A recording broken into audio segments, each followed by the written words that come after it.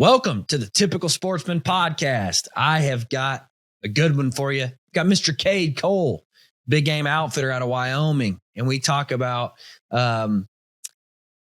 people identifying as a bow hunter and kind of the reason behind why they say I am a bow hunter and not just I am a hunter.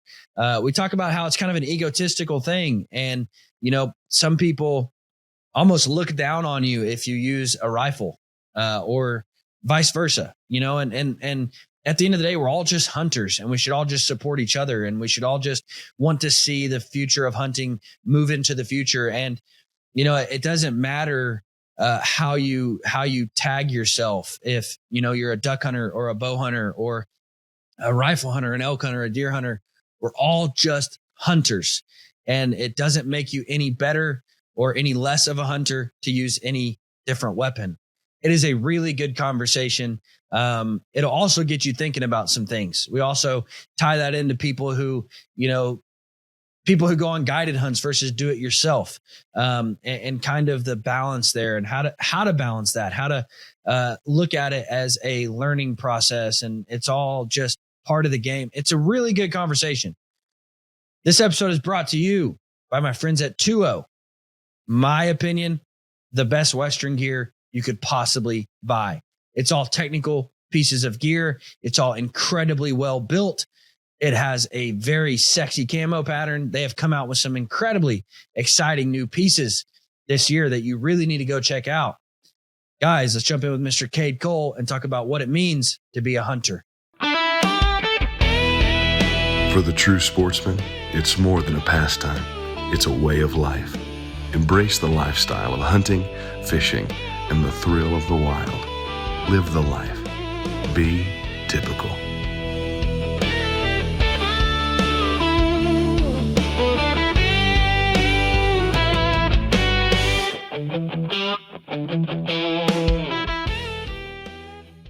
There are a lot of great companies making a lot of great bows. Pretty much if you go buy a new bow today, it's going to be a good shooting bow. However, very few bow companies are still single family owned. Even fewer bow companies are Christian owned, which is a very important value to me. And third, very few companies are really looking to push the needle in innovation. That is why I align myself with Prime. Prime, when I made the switch to Prime and I got my hands on this RVX 32 right here, I spent so much time with that bow. I put so many arrows through it. I took it on several different hunts in several different climates and put it just through about anything you can put a bow through. And it performed in every way that I needed it to. It shoots really well. It balances really well. Super high quality. The materials that go into it are great. And then in 2025 comes the form, which just goes to show you that Prime is really looking to move the needle in archery innovation, which is something that's important to me. So guys, that is why I align myself with Prime. I would highly encourage you to go to a Prime dealer and shoot the bows. I would highly encourage you to go to g5prime.com and check out their full lineup. Prime makes a phenomenal bow, but it's also a company that I can feel good about standing behind and supporting. So go check out Prime for your next bow.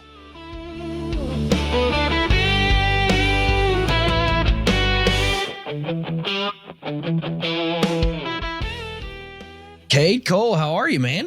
Good, man. How are you? Oh, wonderful. Well, I learned one thing this morning. I don't know if you've been watching the news about this snowmageddon that's going across the Midwest and the South. But I learned this morning that my little heater out in my studio does not keep up when it's -7 outside. So it's pretty chilly out here. Yeah, man. I feel for you guys. It's weird because we've had a really mild winter up north. Oh, so have we. Yeah. Until this. Yeah, that's crazy because we're right now it's super dry. It's really cold here right now, but it's not really all that bad. But I feel bad for everybody down south going from just a really nice, what I would consider summer weather here and going down to just below freezing. Wild. Now it is interesting because like I live in Kansas where we're going to get, we'll get a month or two of real cold, and usually a week of, zeros or below zeros. But like I said, man, this winter has been nuts, dude. Cause like even hunting like during Christmas week, it was like 70 degrees and it was like, what is going on, dude? And we did not get any winter until, 2-3 days ago. And then it's just like, hey, here it is, -7 and dumping 18 inches of snow.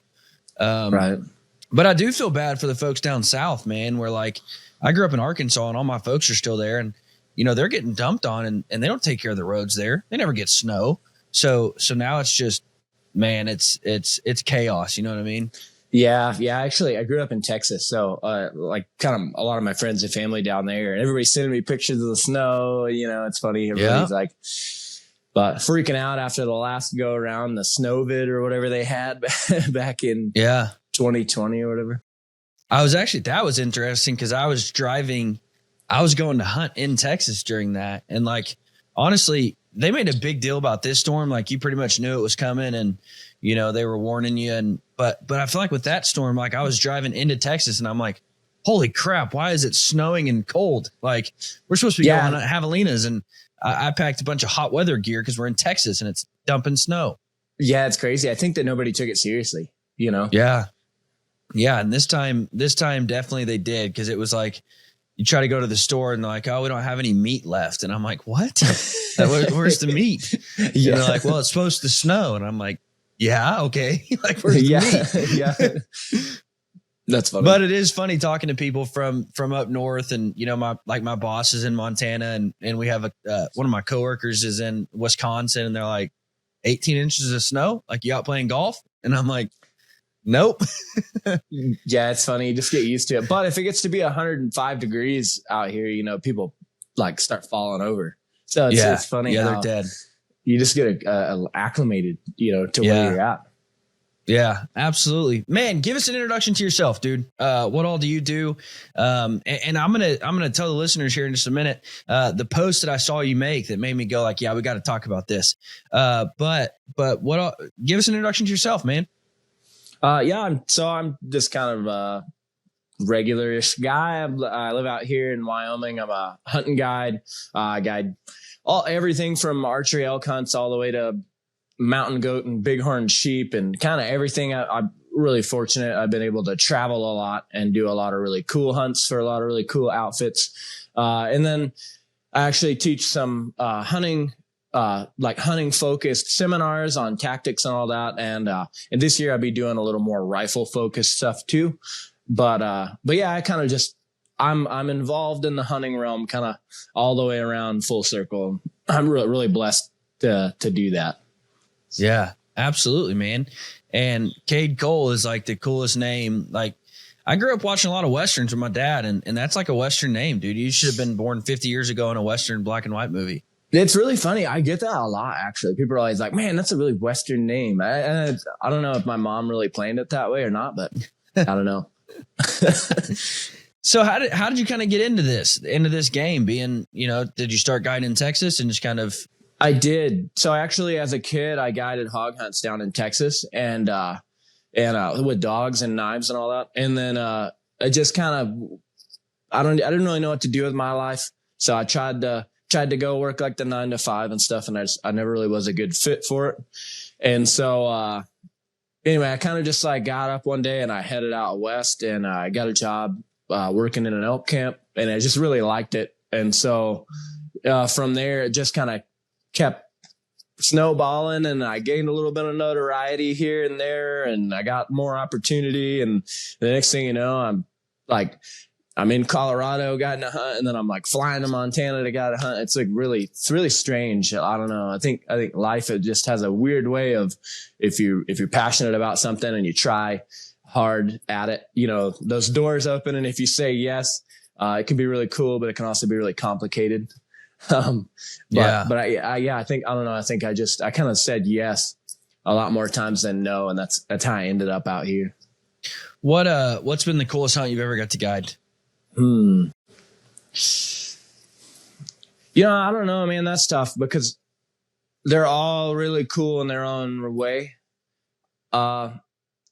guiding mountain goat hunts is really, it's really fun because you don't have, they're not super hard animals to hunt, right? I mean, they're white, they're really dumb, but the places that you go, you know, it's like an active part of the hunt is just trying not to die. And so that's like a really cool dynamic. But then like you can't compare that with like a September high country mule deer buck hunt where it's like you're hunting a ghost, you know? I mean, so it's like, they're all super cool. They're all cool. I don't know if I could only ever guide one hunt for the rest of my life, it'd probably be bighorn sheep hunts, but I think they're all equally as cool.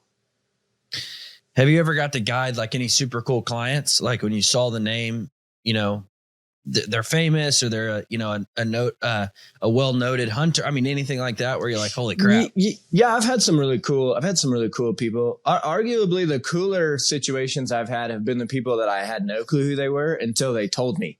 Like, you know, you're like halfway through a hunt and, like I had a guy that like, I don't want to like out him because so that's the thing. A lot of guys that are really have the money and the opportunity to go do some of these bigger hunts. Like sometimes they work in fields that aren't necessarily super like supportive of hunting. Right. So I've had people that are like way high up in the medical industry. I've had guys that were like head of marketing for like, I don't know how to like not out these guys, but I've had two guys that were both I know exactly what you're talking about. Yeah. They're like way high up for companies like, you know, that sell like condiments and stuff. You know what I'm saying? So it's really odd. Yeah. But no, I know exactly what you're talking about. And I know this guy, and again, I'm not even going to say who he works for or anything, but, you know, he works in an industry that is like incredibly opposed to hunting, and he's super high up and, you know, making in the billions and like just couldn't ever risk to lose his. And so like this guy, like I know for a fact has killed like new world records. And he's like, nope. Like if this picture ever leaves my phone, I'm done. And I'm like, dude, come on, man. Like whatever. And then like his coworker or assistant will be like, no, he's for real. Like he would not have a job anymore. And it's like, that's insane to me. And it's crazy. He's got these ranches all over the world where he's killing world-class bulls and giant bucks. And I mean, it's just like, but no one would ever know the dude hunts. Like it's crazy. Which is like, there's a lot of irony to that too, because, and I'm part of it. You know, like the social media world, like there's a lot of clout chasing that goes on with killing stuff. And it's ironic because a lot of those guys are almost doing it way more purely, than some of us, because like they're not doing it for clout. Like they're doing it because they genuinely love it. And I'm not saying that I don't genuinely love it, but I'm just saying that for me, obviously it helps, you know, when I'm posting success and stuff like that helps gather following, which in turn helps the business and all these things. But for a guy like that, he gets nothing out of it. He's literally just wasting money and having a good time. He's not wasting money, but you know, he's just spending money and having a good time. And like, man, that's as pure as it gets. Yeah, I completely agree. Like 100% agree. And that's why, like, again, I work in the world where like, you know, everybody wants to know because I work for Pope and Young, like who's the best hunter you've ever met? And I'm like, you've probably never heard of them. Like you probably don't even know who they are, you know, I mean, because they're just out there and, you know, they don't care about all of this. They don't care about TV shows and podcasts and social media. Like they're just out there doing it.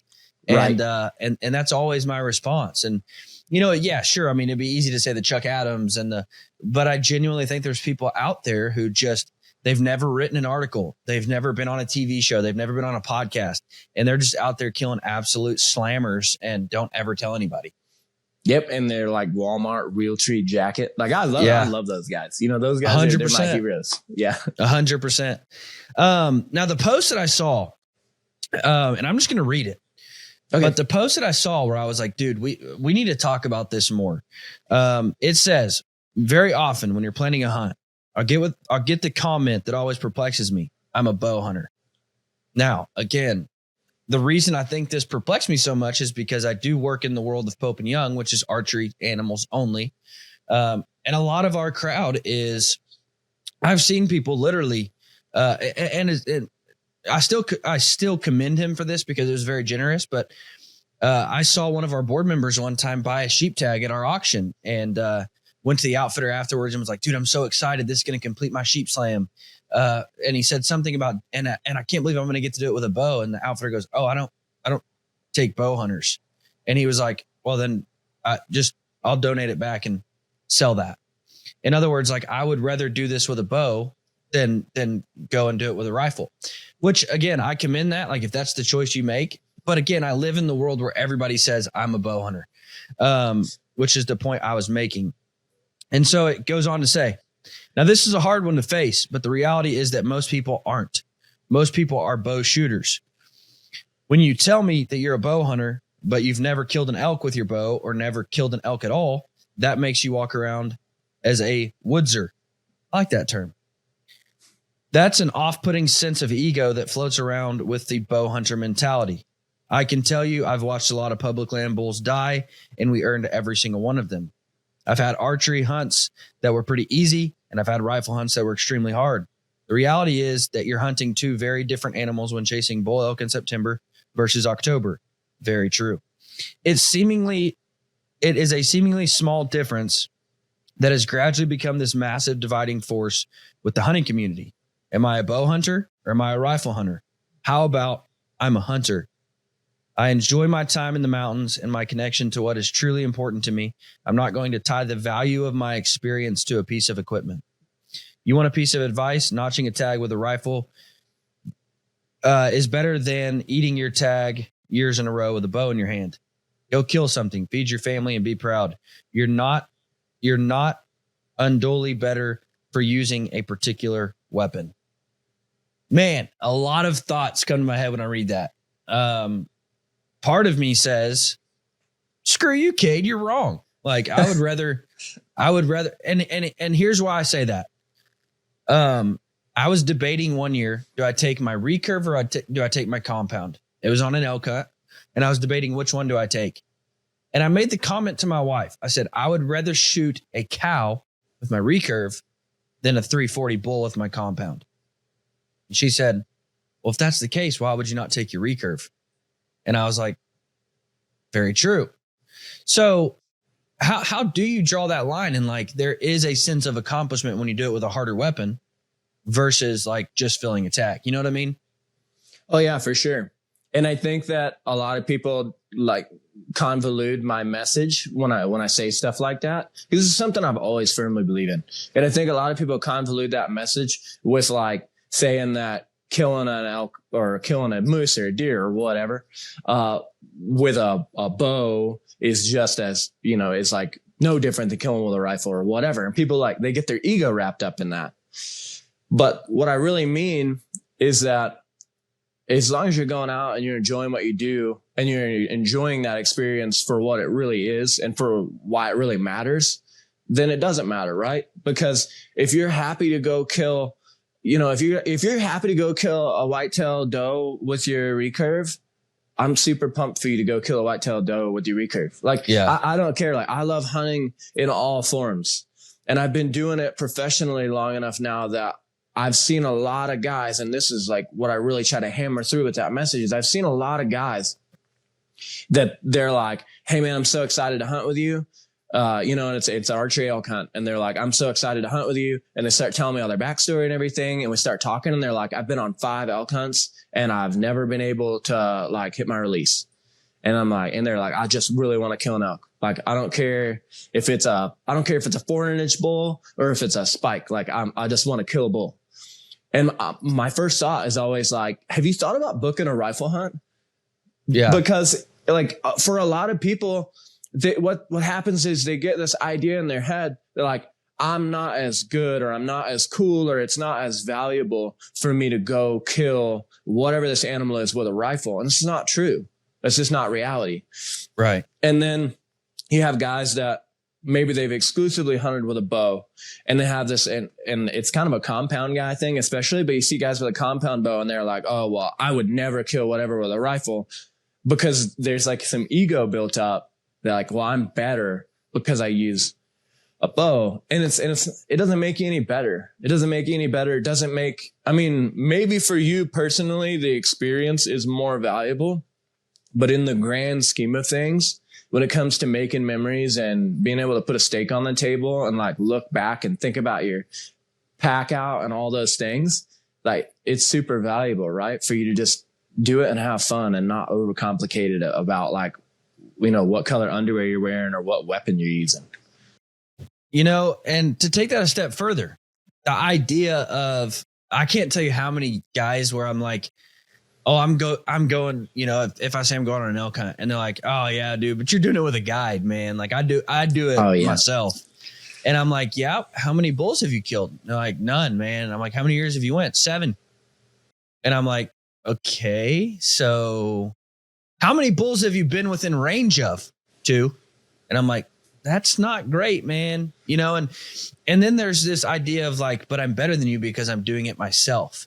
I'm gaining more experience. Or my favorite is I can't afford a guided hunt. And I'm like, well, actually, if you would have just saved all those 7 years of the tags you've bought, the fuel you've paid for, the food, the tents, the camps, like if you'd have saved all that money, you could have bought 2 guided hunts already. Like, so, but yeah, man, there's just this sense of like, but I've got to do it myself. But do you? Like, and yeah. I always tell people, I always say this, it's almost a graduation process. Like if I want to hunt something new, I'm pretty much always going to book it with an outfitter because I don't know how those animals think. I don't know where they're at. I don't know how they live. I don't know. And so if I go with an outfitter, I'm going to gain so much knowledge and I'm going to gain so much wisdom. I'm going to pick their brain all week long. Why are the bulls doing this right now? Where are they at? Why do you think they're moving down? Why do you think they're going up? Why are they, asking all of these questions? How do they act in the rain? How do they act when this happens? Cold fronts, too hot. Like, why are they doing all these things? And I'm going to gain so much knowledge in that week to where now next year I can go on a do-it-yourself hunt and feel more accomplished and feel like I attacked the mountain. I figured them out.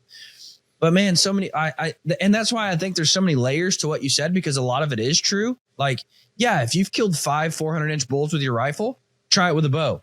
But if you've struck out for 7 years with a recurve, go to a compound. Like if you've struck out 7 years with a compound, do it with a rifle and get one under your belt and get those at bats, if you will, those real life scenarios of actually getting a bull on the ground. And then start graduating to those things where you will feel more accomplished and more successful. Right. 100%, man. And I think that, so it's funny. I actually have a film out on YouTube right now. It's called A Guide's Tale. And, I have a really great interview on there with Cliff Gray where we talk about that. Because there's this weird thing that happens, within the hunting industry, where a guy is offended that he would need someone else to go have success. And it's just not true, because all you're doing is you're purchasing a learning curve, right? Like if you go on a guided hunt, you're purchasing the knowledge, the time, the skill, the understanding of the land, of everything in that particular area for that species that another guy has. And that's all it is. It's no different than you reaching out and asking for advice on, a certain species from a local guy. And so there's that like weird undue sense of like superiority because like, oh, well, I do it DIY. And like you're saying, in a lot of cases, guys are having less success DIY. And if they had just spent that money and put it into a guided hunt, they'd be able to purchase the learning curve and they'd know what they're doing better. And if a guy just wants to do a guided hunt, there's nothing wrong with that. It's still him pulling the trigger. He's still doing all the hard work. You're still doing everything hard. The only difference is that you got somebody else handling some of the logistical issues. So it's like this weird thing that I've never understood, because I catch a lot of flack about like, oh, well, guided hunts, this and that. But, and to quote Cliff here, like if I was to go to a restaurant and buy a steak that's like way better than I could cook myself, there's no sense of ego in that. Like, I don't feel like a lesser human being because I went and bought a steak from somebody else that was cooked and like served to me. But in this industry, there is like a sense of ego in that it's like, you're not allowed to do that or you're lesser. And it's silly. I'm trying to find a post that one of my outfitter friends made this week. I can't find it. Maybe it was on Instagram, but it's funny because she was basically talking about how all of these people expect the outfitter to bend over backwards, like expect they call and they want the best outfitter that money can buy. Like they want the best experience you could ever get. But they don't want to pay for it. They're always looking for the cheapest, but yet the best.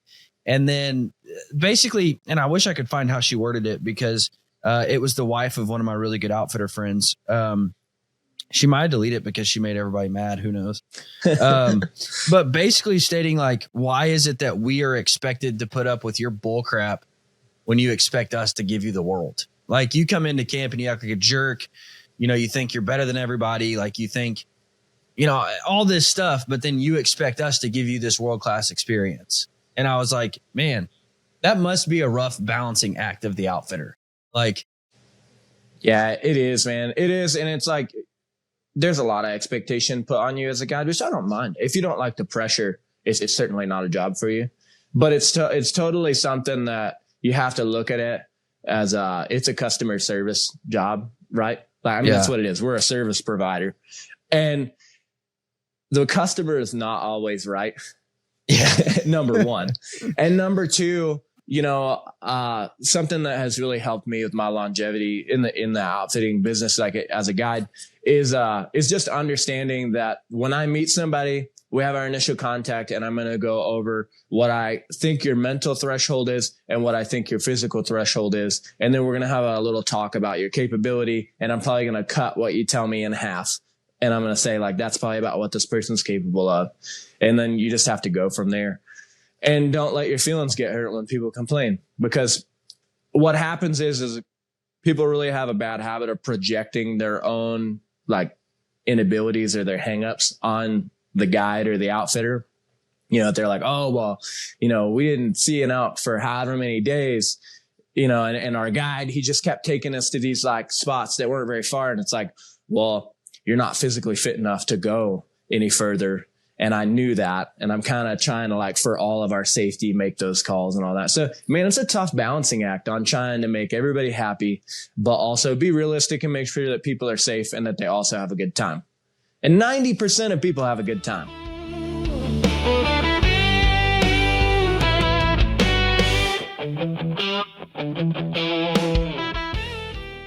Let me share a little bit about why I am so passionate about Mountain Ops. Yeah, they make incredible supplements to help me in my everyday life, on the mountain, in the gym. Great supplements.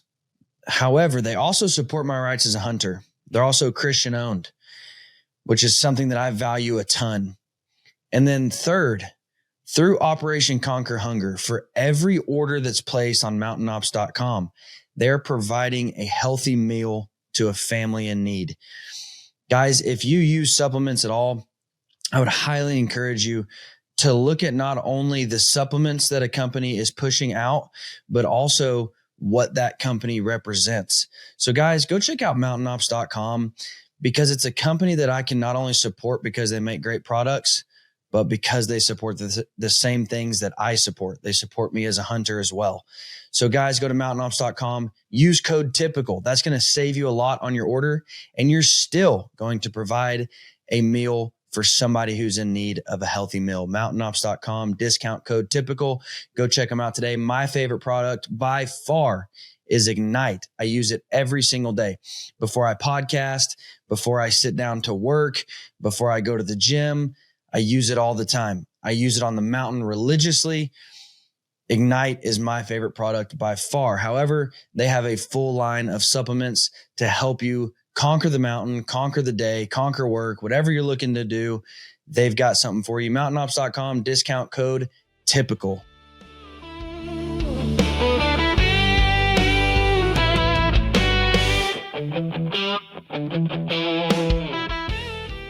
So where does that egotistical, I'm a bow hunter, I'm only doing it with this, where does that fall into that, kind of balancing act? Man, it's a hard one, because anymore nowadays I do have a little bit of influence usually on like who I'm guiding, because I do hunts for other outfitters, but I kind of, sometimes I'm part of like the booking process and talking to people and this and that. You just have to be careful about who you book. But as far as the like egotistical bow hunter thing, it mostly shows up in disappointment. because you have a lot of people that they have this idea built up that they're only a good hunter if they can go kill with a bow, and then maybe they don't, because it's hard, right? Bow hunting's hard. And so that can be like a really big negative drain. And then also you see people, especially where it's like, I've been hunting elk in Colorado. Say this guy, like, I've been hunting elk in Colorado for 10 years and I've killed a bull for 10 years or whatever. And he's bound and determined to go, like hunt Montana. He goes and hunts Montana with his bow, and he's like, wow, this is the easiest elk hunting I've ever done. Like, this is like not even like elk hunting in Colorado, right? Because I can just sneak right up on them. I can do this because the way that pressure works, they're different animals. But if you flip that vice versa and you take a guy from Montana and you take him down to Colorado and you try to bow hunt elk, he might just get his butt kicked, because the elk are, man, they're so in tune with pressure. There's so many more hunters. There's so much more going on that the elk, they just act differently. And so it's like these expectations of what you're able to do, they don't actually meet the reality of the experience, because the elk hunting is just very different. And it works for all kinds of different species, but I see it a ton, all over. You can hunt south Wyoming for elk, and then go to try to hunt like the Selway Wilderness in Idaho. And it's like, man, it's not even the same hunt. You'd be lucky to see an elk. So people's expectations have to be in line with the reality of where they're going and what they're doing. And yeah. I don't know. I think it's especially tough for guys from the South or from the East Coast, that they have these ideas about, like, whether maybe they're a better hunter because they're a bow hunter, and then they come out on an elk hunt, and then, like we were talking before, you hunt 7 times, you never kill an elk. And it's like, well, you're not really an archery elk hunter then. I mean, I guess you are technically, but you're like an archery elk walk around the woodser. And if it's really important to you that you kill an elk, if that's the most important thing, then just book a rifle hunt. But don't be upset with your outfitter. Don't be upset with your own expectation. Don't be upset, because it's hunting, right? It's not getting. And I think that's where a lot of outfitters draw the line. If they don't, they should, of like, listen, I'll take a bow hunter, but like at the end of the day, knowing that we might get 100 yards from a bull, and like, if you had a rifle, you could kill it. Like, you have to understand that you're choosing to put these limitations on yourself. And that's where, a lot of outfitters either choose to avoid it and say, I don't take bow hunters. I don't do bow hunts. Or they explain that beforehand of like, listen, I'm going to do the very best job I can, but you also have to understand you're choosing a very hard way to do this. Right. Yeah. And I can't tell you how many elk that I've called in to, like, under 30 yards and just watch you guys just, totally like bumble through the whole process and screw it up. And it's just part of it, but then it comes back on that, like, oh, well, if you had, and I've had this happen several times. The guy's like, oh, well, if you had been over here, I'm like, hey man, I didn't shoot that elk in the backstrap. You did, that's how it goes. Like, I'm sorry. Right. Yeah. I honestly, dude, I can't imagine, like, I love talking horror stories with outfitters of like, what's the worst dude you've ever had in camp? What's the worst experience you've ever had? And I love hearing those stories, because it's just like, dude, some people are ludicrous. Like, some people are out of their minds. Oh yeah. So, and this is why, just so everybody knows, this is why some outfitters have you fill out like an application telling you height, weight, how old you are, all this stuff. And I'll share a story real quick. One time I was going on an elk hunt, and I was with a buddy of mine who guides in Idaho, and we've become really good friends over the years hunting together. And we'd always have us meet at this restaurant. So we're standing there talking, waiting on the other clients to come in, and this guy pulls in and he says, holy crap, dude, I didn't know he was coming still. And I'm like, what do you mean? Like, you're the outfitter, you booked him. And he was like, well, dude, he paid his money. But then he never responded, like, to any paperwork, to any applications, to any, none of this stuff. And so he's like, I didn't even know he was coming. And he gets out of the truck. He's like, great, this is going to suck. Like, this dude was 70 years old, smoked probably a pack and a half a day. All he brought with him to hike on an elk hunt, I mean, we're going miles and miles and miles. All he brought with him was pack boots and 17-pound crossbow. Like that's what this guy had. And so he's like, dude, I don't know how this is going to happen. Like, and it really sucks because I've got 3 guys here ready to run and gun. And then this guy, and we get about 400 yards into this hunt and he's just, he's fallen down like 5 times. Like it's getting like, we're 400 yards in to a 7-day, you know, going to average 11, 12 miles a day. We're 400 yards in. This guy's falling. He can't breathe. His feet hurt. Like, so he's like, I'll tell you what, stay right here and don't move. Like you sit right here, have your bow ready, just watch down this ridge and just, we'll be back for you. Don't move. Like, I don't care if you think we're gone for 26 hours, stay right here. Cause like the last thing I need is this guy to try and go out and wander and, you know, get lost. So it's like, just stay right here. So sure enough, man, we go out and hunt all day and we come back like, you know, 8-9 hours later and he's just sitting there with his crossbow, probably smoked 18 cigarettes while he's sitting there. And it was just, so that's what we had to do every week. We'd drop him off and just say, sit right here. Maybe a bull will come by. And, I'm like, you know what? I'm gonna be really pissed when we go out and like, we're hiking all day and doing all this work and we come back and he's got a dead bull right in front of him. Like that's how this is going to happen, you know? But it didn't. So, right.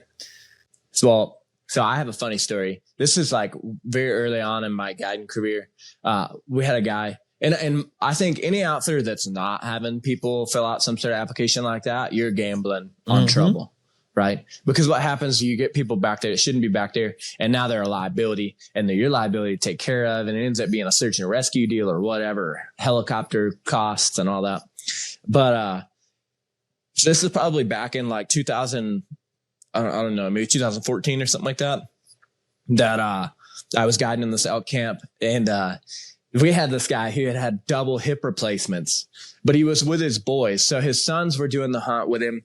They booked it all together and he just didn't mention that he had the hip replacement surgeries or any of that. Same deal, probably like 70 something, just very old and, very like not like in good shape old, you know? And, so we get the guy on the horse. You're like, well, what else are you going to do? You know? So we get him on the horse, we get him into camp. He's in tears. When we get him into camp. I mean, it's all he could do to even get there. And he told us, you know, he said, hey, he told the outfitter, he said, hey, I'm not trying to go out every day. I just didn't want to lose this experience with my boys, you know, to be the only elk hunt they ever do. And so, you know, the sons were going out hunting every day. But we took him and me and the cook took him and we just put some pine boughs down right by the creek because we have a creek right there by camp. And we put some pine boughs down on a little fold up chair. And we're like, you know, whenever you get cold, go to the cook tent, get a cup of coffee or whatever. And then just, you know, take your rifle and go sit down by that tree in the pine boughs. And, you know, you never know what happens. Like you're in the mountains. Like there's always a chance to kill an elk. So you shouldn't miss out on your whole experience just because you're hurting.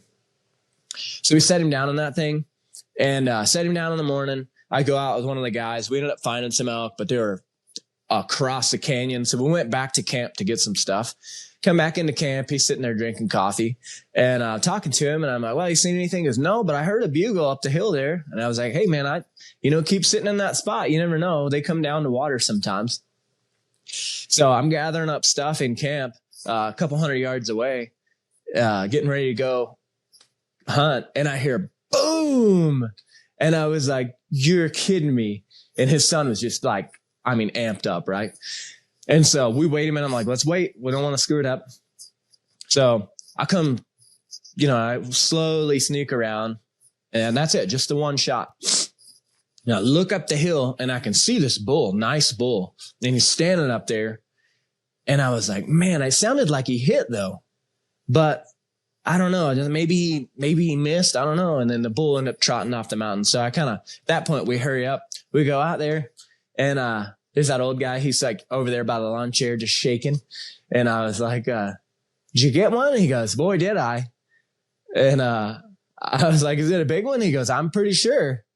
And I was like, well, let's go check it out. Did he fall over dead? He's like, he's dead right up there on the hill. And, I thought, all right. So we start walking up the hill. We go up there and, there's this little 4-point raghorn, looks like a mule deer buck with a 300 Win Mag bullet. I mean, right through the dome, just right behind the eye, just smoked him. So I don't know if he missed the big bull or not, but he couldn't care less. He was so happy with that elk, and we ended up stopping and getting it skinned and quartered and all that. But all three of those guys, that guy and his two boys, left with elk that week. And so it was like just a miracle that we got him into camp, but even crazier that he did kill an elk. That is awesome. I told that outfitter, I said, I really want to get my dad up here. And I said, when you see his application, just ignore it, just let it fly under the radar. Because what you're going to see is a 62-year-old severe diabetic. And you're going to read this and think he's going to die. And I said, but I promise you, he'll outrun either of us up that mountain. I said, and if he's got a bag of Skittles, he'll be good. That's so funny. If you let him have a Ziploc bag full of Skittles, dude, he'll be fine on this mountain all week long. And it's fun. Like, it's so funny, dude, because it's so true. Like, sometimes the application doesn't tell the whole process or the whole story, because like my dad is, he's severely diabetic but again, like I've hiked with him and he'll blow me out of the water, but it is funny because like Skittles are such a part of his life. Like even my kid one time was, she at the time was probably only 6, and she put some glasses on and she says, "Look, I'm Pop." And she said, because he has needles, it sounded like my dad was a crackhead to everybody else, but because he has needles for his insulin, but she goes, "I've got some needles laying around. Oh, here's my Skittles." And I'm just like, oh my gosh, like you're so right though. Like you just nailed it. Insulin and Skittles. That's all he lives on. That's hilarious. Hey, they say though, and I'm a firm believer in it, like an object in motion stays in motion. Yeah. Guys that keep going, man. And yeah. I think that a lot, like as guys get older, it's important to remember that, to look at guys like that and say like, hey, you know what? If I keep going, I can keep going. Yeah. One of our founding members at Pope and Young, his name's Harv Ebers. He was probably 80 years old when I asked this question. And he made me feel really stupid, but I was trying to be nice. And I'm like, so do you still get to bow hunt? And he's like, shot 2 does last night right down there, and like pointed down his hill. And I'm like, very cool, man. Like, with your bow. And he's like, with my recurve. And I'm like, nice, man. Like, and so like I figured out, just as the conversation went on, I'm like, dude, you're still out there getting it, man. And I asked him, I said, what do you equate, being able to bow hunt into your 80s? What do you equate that to? And he's like, I still resistance train every day. It doesn't look like it did when I was a kid, but I still do some sort of resistance training every day. And I still go on walks. I still go on jogs. Like I stay as active as I possibly can. And that's what I equate being able to bow hunt to. And I was like, interesting. Yeah, man, I've had some old hunters over the years that way, way outperformed guys half their age, because they're still doing it. They're still kicking. Yeah. They're still trying. They're still training, still walking. And, man, you got to watch my film, but, I have an interview on there with a guy that I've done a couple hunts with. His name's Gary Key, and he's a wonderful, wonderful human being. And, he's in his 60s, but we talk about that, getting out and doing hard things is a privilege, because there's only so much time in your life where you can get out and do hard things. And guys that appreciate that and continue to do those hard things, they get more of that time. Yeah, that's absolutely right, man.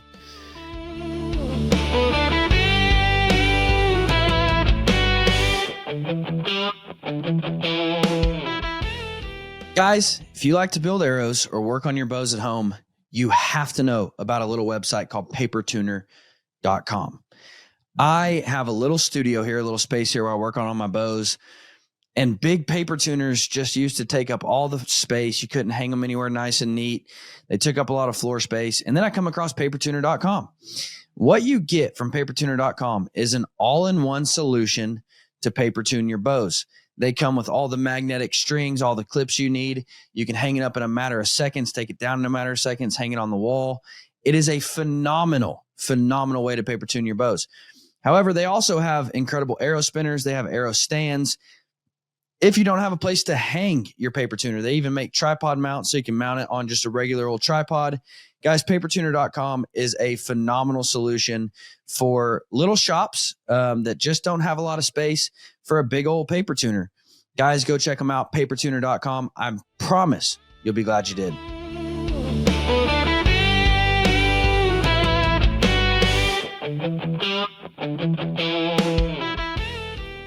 Going back to that identity crisis is what I'm going to call it, of like having to think you have to do it one way. You know, for a long time, that's kind of how my dad was. But as he got older and his shoulders got bad, you know, he had to say like, well, dude, it's either, you know, shoot a rifle or not hunt. Like, and I'm going to keep hunting, you know, I'm not going to stop hunting. So I'm going to shoot a rifle. And I think again, if you want to be a bow hunter only, that's great.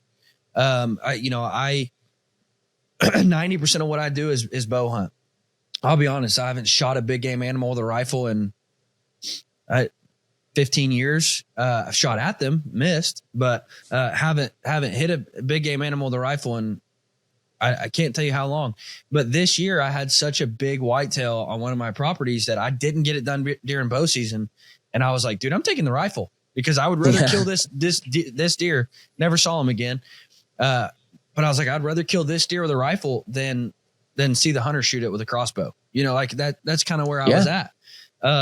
And so like, don't get so caught up in the one dimensional, like I'm a bow hunter. And somebody asked me one time, I actually sell a shirt on my website that says bow hunter. That's all it says on it. And I was wearing that shirt and somebody said, I thought you duck hunted too. And I'm like, I do. I thought you pheasant hunted. I'm like, I do. I thought you shoot coyotes. I thought you shoot coyotes with a rifle. I do. Like, so you're not just a bow hunter. And I'm like, you're right. Like, you're absolutely right, man. Right. Because it doesn't have to be exclusive. Yeah. Yeah. Man. It's such a strange thing. I catch a lot of like, it's weird, man. The internet's a strange place, right? But I catch a lot of crap because like, I can't use a compound bow. I just can't. I get target panic pretty bad. A single pin compound bow I can use. But like, there's just something about, it's weird because I love hunting with a rifle, but like, there's something about the sights on a compound bow. It just gives me like crippling target panic, but I love my recurve because it's just easy. It's just easy. I just draw back and I know where I'm going to hit. And I just shoot. It's not this overcomplicated process. And I really, really love my recurve for that. And I love, you know, shooting targets with it, killing deer with it. Like I killed an elk with it last year. Like I love it, but I feel like such an anomaly that I use a recurve and then also a rifle. Yeah. Because it's weird. People like want it to be exclusive. They want it to be like, well, you're one or the other. And it's like, man, I just, you know, I don't know. I like using my recurve. It's fun. It's valuable, but I really like using a rifle, you know, and dude, that's okay. And that's something. When I made this, and at the time I was hosting the podcast for Bear Archery, and so the whole podcast was archery only. I mean, it was for an archery manufacturer, so it was the Bear Archery podcast. All we talked about was archery hunting. And I kind of went through this public process of starting to shoot a recurve. Did this full series. It was called Trad 101. I had all the best trad hunters in the world come on and do these, you know, different episodes, you know, setting up how to select a bow, how to set up the bow, shot processes, you know, all these different things in different episodes. And so I kind of went through this public process of learning how to shoot a recurve. And the question I got the most was, so are you traditional only now? And I'm like, no, absolutely not. Like I want to shoot a recurve to become more well-rounded, not one-sided. You know, I just want to round out the experience and become more versatile, not one-sided only. And so for me, it was the opposite. It's like, I want to add another piece to the puzzle that I can use, not just say, well, now I'm this only. And so, you know, you're 100% right, man. There's times where I'm like, I want to take the recurve out and I want to take the compound out, or I'm going to grab a rifle and just go kill something. Like there's different times where it's always, and yeah, I mean, I'll be honest. There's been times where I'm sitting with my compound and a nice buck comes out and I'm like, dude, if I had my recurve, like I would shoot you. Like, but you're not worth the, like, I don't, yeah, that sounds bad because the deer's life is valuable no matter what. But for me, it's like, well, you're not big enough to shoot in my compound, but if I have my recurve, you'd be dead. And that's okay too, to have different standards for different weapons. Like 100%. And I think it goes back to exactly what you said about knowing your hunt, knowing your weapon, knowing, having realistic expectations of like what you're looking to do. And realizing like, man, I'm on a do-it-yourself hunt in Colorado with my compound. Like I need to take the expectations of killing a 400-inch bull off the table, and I need to lower my expectations. Can you run into a 400-inch bull? Absolutely. Not saying you can't, but you need to lower your expectations. And I always tell people like, quit trying to hunt people in Kansas. I'm like, quit trying to hunt a 180 when you don't have a 180 on your property. And exactly. Like, what do you mean? And I'm like, well, you think because of the world we live in with social media, you think there's a 180 hiding behind every tree. There's not. The percentage of people who would kill a 180 with their bow is very, very, very, very small. I know on social media, it looks like everybody is, but you got to lower your expectations. The biggest deer you've got on your property is a 140. So lower your expectations. And that's what a lot of people need to hear. Right. 100%. And just to realize that inch quality doesn't equate to quality of experience. And I that's like been my biggest battle since I started guiding hunts is people, well, do you think he's big enough? I'm like, well, big enough for what? Big enough to fit in your cooler? Big enough to fit in the back of the truck? Like, what are you talking about? It's huge. It's big enough, that big enough it's going to take a whole horse to take it home. Yeah. So, like that's awesome. I mean, and I think that's like a hard thing that it's a social media has totally just exacerbated that, right? Where everybody thinks that they have to kill a 400-inch bull or a 180-inch whitetail or whatever to be good. And it's like, man, I hate to break it to you, but I've hunted all over the United States, and I can tell you that like there's no equity in inch quality to like the value of a hunt. And in fact, I'd go one step further, and this one really kind of upsets people sometimes, but most of the places where you're going to go and you're going to have an opportunity on a 350-inch plus bull elk, he's going to be way dumber than places that don't have 350-inch elk. Yeah. Because they're all dead. They're all dead. They all got killed. They don't get that old. So when they're babies, when you're in the flat tops of Colorado and you're hunting elk, that little 5-point, he's sharp as a whip. He has seen elk die. He's seen hunters. He knows what a human is. He knows what elk hunting is. He knows what brand bow you're shooting, man. Like they know. But you go to some of these other places, you go to the reservation in Arizona or whatever, like, and you can just call in some of these giant bull elk because, I mean, they're practically cultivated, right? I mean, so where is the value there? Like, would you say that killing this bigger animal that's easier to kill has more value than killing this 5-point that's really smart? I wouldn't think so. But I don't, at the same time, like what does it matter? Just enjoy your hunt for what it is. Be happy for the opportunity, for the health, to be able to go out, to have a good time. And like, don't put all your value in like what you're using to kill with or how big the animal is or whatever, it's kind of nonsensical. Yeah, I think you're absolutely right, man. And you have certainly given the listener some things to consider and some things to think about. Now, I am incredibly excited. I've started a new segment called Rapid Fire. I'm going to throw these out to you as some rapid fire questions.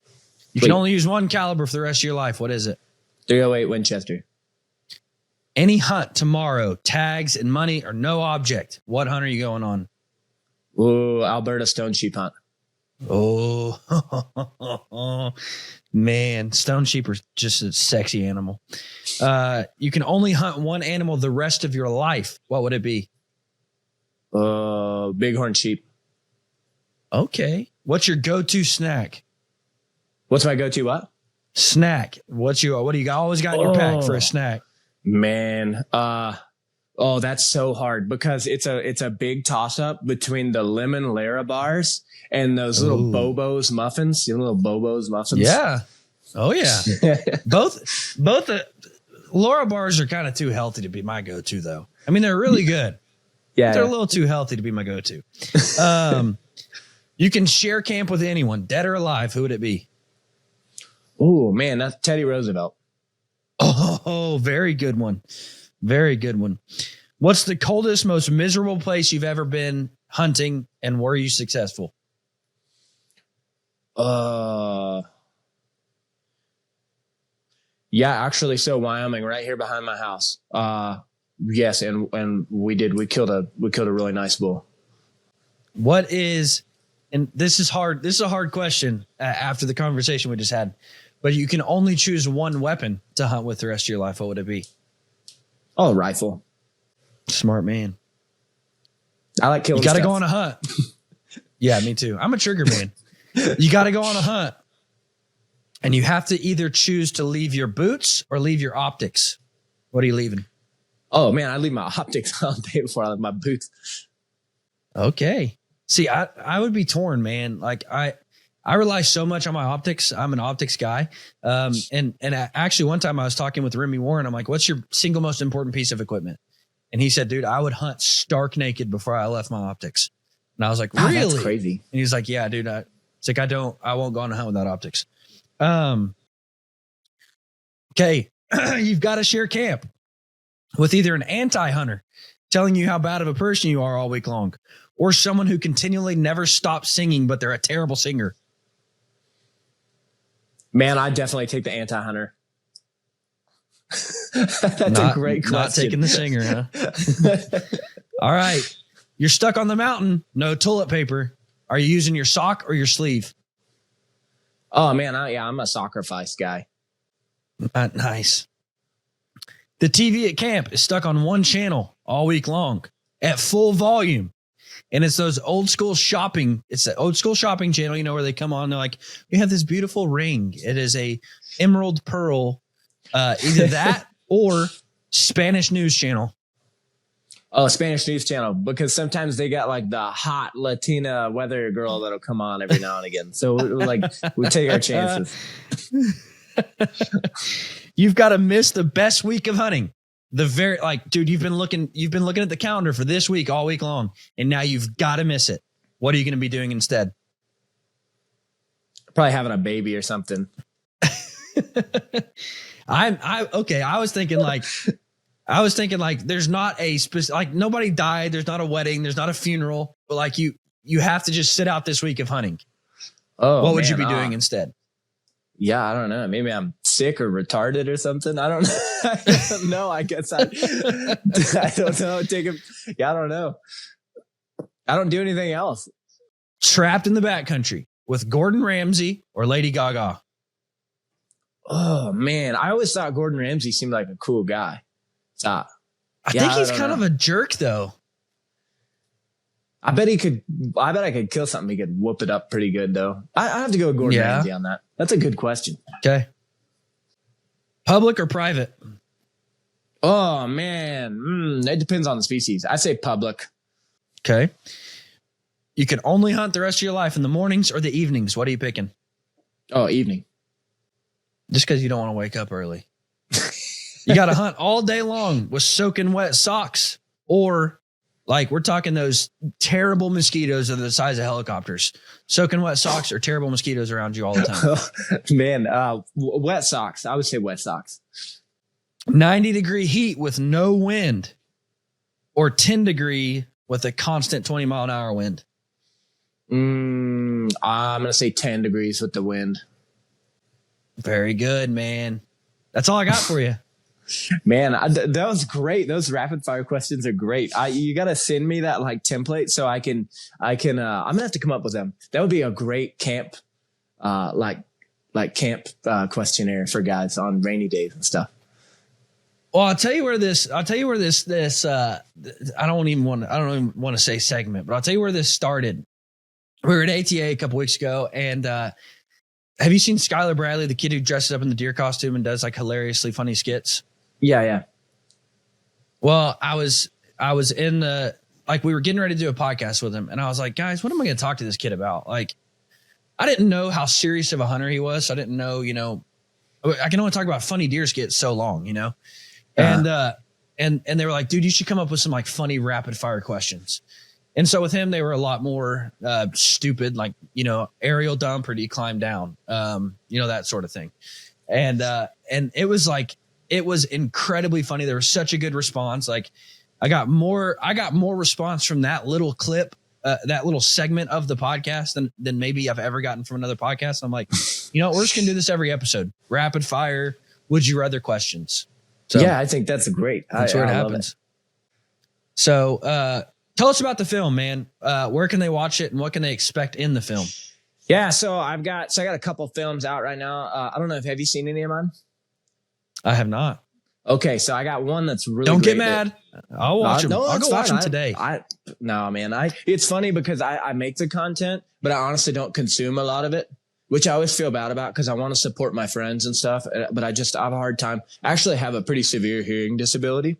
So it's really hard for me to like podcasts. I can do it if I put my headphones in and I turn it way up and I just like listen. So, and it's honestly, it's like it's very enjoyable, but I gotta be in the right environment. Like if there's other noise and stuff, I can't do it. But anyway, that being said, I try to support my friends and stuff, but I don't consume a lot of content. So I don't feel bad if you don't consume mine. But I will consume it. Well, I have one hunt that I did with that old bear recurve I got up there on the wall.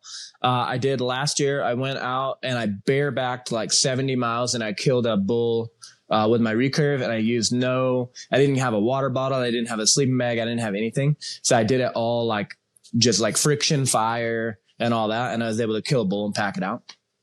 And so that's called Archaic. Nice, dude. Yeah, you can find that on YouTube. That's called Archaic. And then my film, one of my films this year that's already out is called A Guide's Tale. And it really just talks about the logistics of guiding and like all the dynamics. And I have a ton of short interviews with different hunters, all different age groups, different ethnicities, everything that you can think of. And I've got different guides, and we're all over the country hunting everything from mountain goats to elk. And so anyway, it ended up turning out really well. It's not your typical hunting film, but it does talk about a lot of the why behind why we hunt. And I think it's really important that we try to extend, those reasons out for people that maybe don't understand why we're passionate about what we do. So if there's only one film that you could watch, I really highly recommend that one. But you can find I'm going to go watch it. All right, perfect. You can find it on YouTube. That's A Guide's Tale. And then Archaic is the elk hunt. And then I'm mainly on Facebook. I do a lot of my content because Instagram doesn't really, algorithms doesn't really like me that much. Tell us about your outfit, man. Where can people find out more information about hunting with you? Yeah, so I do have a website. I got to redo some stuff on it, but I do have a website. It's 3coutfitting.com. And then I do, fishing trips and summer stuff and all that kind of stuff. And so, I got some hunting seminars. Cliff Gray and I will be running some, elk hunting focused seminars, this summer. I think we've only got like 2 or 3 spots left. You can actually find those on his website, on the Pursuit with Cliff website, to sign up for that.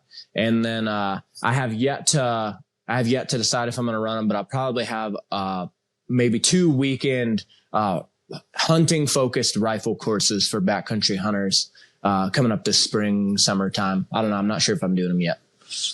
Very cool, man. How far out? I mean, I know some outfitters is like, dude, if you even want to come on a hunt, it's 3 years. How far out are you booked on that, on coming on a hunt with you? So I actually anymore, everything that I'm doing is through other guys, and I kind of just try to like funnel hunters if I can. People want to hunt with me. We figure out where they want to hunt if they've got points, and then I go to an outfitter and then I'll guide for them. And it's kind of a really nice deal for me to work like that. And it gets me out, and that's how I'm able to hunt for so many different species. Very cool, man. Very cool. Well, I will, man, we need to get together and try to do a hunt sometime together. That would be absolutely epic. Let's do an Archaic hunt with just recurves and make something cool happen. That'd be fun. I'd love to, man. Have you ever seen the film? It's Brian Burkhart and Oh, crud. Jim Eckhout, and they recreate Fred Bear's Little Delta hunt on the Little Delta, that famous cabin that you see in Fred Bear's films. Yeah. I haven't seen it, but I read an article about it. Dude, your hunt kind of reminds me of that, because they wanted to use like bows from that year. So they were shooting like, 1960s bows, and they even found like arrows and broadheads from that year. And one of them even wore like Fred Bear's bolo that he wore on that hunt. Like they tried to recreate it as much like that as they could. And it's a cool film too. I'm going to watch that. I'll have to watch that. Yeah, it's pretty epic, dude. But man, I appreciate you greatly coming on, dude. And I look forward to doing more stuff in the future. Look forward to coming on a hunt with you. But guys, everybody, thank you for listening. Have a fantastic week. Try to stay warm. If you're anywhere in the Midwest or the South, try and stay warm. There's no hope in the future. Like all my kids are out of school for like the next 3 days, because they're like, well, it doesn't even matter if the snow melts. It's -7. So it's pretty dangerous to get people out driving and trying to get them to school. And I'm like, yeah, well, that makes sense. Yeah, I got to work from home with kids. Yeah, soak up that time with the kids while you got it. I don't no. I'll be out in the shop. I'll be out in the studio, and I'll tell you what's bad. Here's what's bad. My wife is a teacher. So like when the kids are home, the wife is home, and it's really hard for them to wrap their mind around like, okay, we're all home. We're all off, we're all here and we get a free day. And I'm like, guys, I work from home. Like I have to work. I got to do stuff. I'm not off, and so it's a hard balance. I bet that is tough. That's actually why I built the studio apart from the house. It was like middle of the summer one year. So they're all home, for the summer break. And I'm like, I literally called a buddy who owns a construction company. I'm like, can you come start building me a studio right now, like apart from my house? And he's like, what do you mean? And I'm like today, I need you to start on it today. And like, just that, like, I need somewhere to go and shut the door and it be quiet so I can work. And right. So within 2 weeks, he had resurrected this little studio out here. And now I got to call him and say, hey, my heater's not keeping up. So come fix it.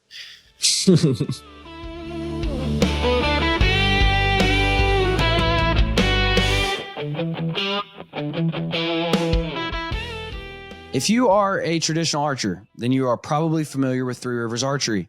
If you are an aspiring traditional archer, you've probably heard of Three Rivers Archery. And if you are even curious about traditional archery or hope to do it one day, you need to become familiar with Three Rivers Archery. Why? Because Three Rivers Archery is a wealth of knowledge on all things traditional archery. You can call those guys up, whether you're going to buy from them or not, and ask them any question under the sun, and they'll be able to help you. From spining of arrows to weights of broadheads to string links to AMO links, any question in between, tuning a bow, they are there to help you. They also sell everything you could ever dream of needing when being a traditional archer, from bows and arrows, broadheads, tabs, gloves, strings, stringers, cases, display racks. If it has to do with traditional archery, Three Rivers has it, and they know about the product. So you can call them and ask them any kind of question, and they're there to help you.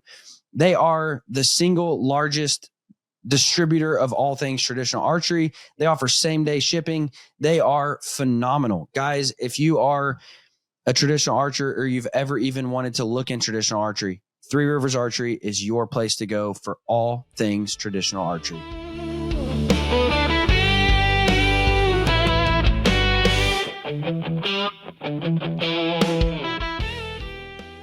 Guys, thank you so much for listening. Have a fantastic week and keep the dusty side up.